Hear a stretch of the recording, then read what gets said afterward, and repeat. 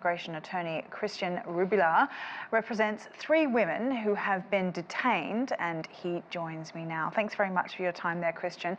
Now, 10,500 pregnant women, Russian women, nearly 6,000 of them in their last trimester, have arrived in Argentina in the last year. Tell us more about why. Well, the obvious reason is that Argentina is a neutral country where citizenship is essentially a letter of freedom, because the sanctions that Russian citizens are getting from the Western countries and from its own government is making them stateless. So inclusive Putin is thinking about the law to take away of the property of deserters. On the other way, more or less the same happens in Western countries. So obviously they are looking for freedom. They are looking for a new citizenship, and many of them are deserters. But 7,000 of them returned back to Russia after having their babies. So if they're escaping conflict, why would they go back? Why wouldn't they just stay? Well, I don't trust the information from immigration, because in my experience, they can use it improperly. In the past, during the immigration reform we have, very like the one that was in the States with the former president, they told the judges, the federal judges, that there were too many crimes of foreigners. And when they studied the statistics, was exactly the opposite. So they are informing about how many left, but they are not informing how many left and come back. Because it's not so easy to move to another country, to move to a country so far away like Argentina.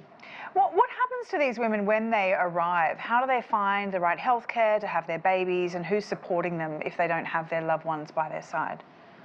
Well, this is one of the main problems we are facing right now, because it seems that there are some networks who are making advertising about, or better say, they are offering passports. And this is super illegal, because you can apply for the letter of citizenship, but you cannot offer passport. So they offer the passports, they ask for a lot of money for that, and they promise that you can get the passport and the Argentinian citizenship right away. And this is not true. And they organize the whole trip. So this is how many women from Russia who are rich come to Argentina.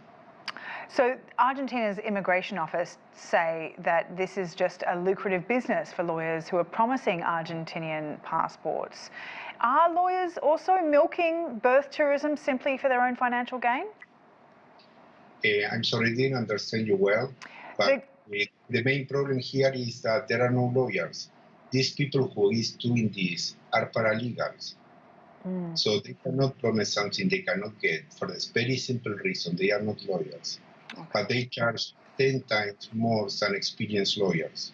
So this is essentially when you have the complete chain from recruiting, transport, having here the hospital, the room, and the papers, you have trafficking. There is a clue that there is trafficking, perhaps an expensive trafficking, but you have trafficking of pregnant women. And this is something that the criminal justice is investigating, because I made a criminal complaint, but this is not something immigration can investigate, because they are not the judicial power. They belong to the executive power, and Argentina is a Republican country. Oh, really interesting and multi-layered, Christian. I appreciate your time. Thank you. Christian Rubilar there, lawyer in Argentina.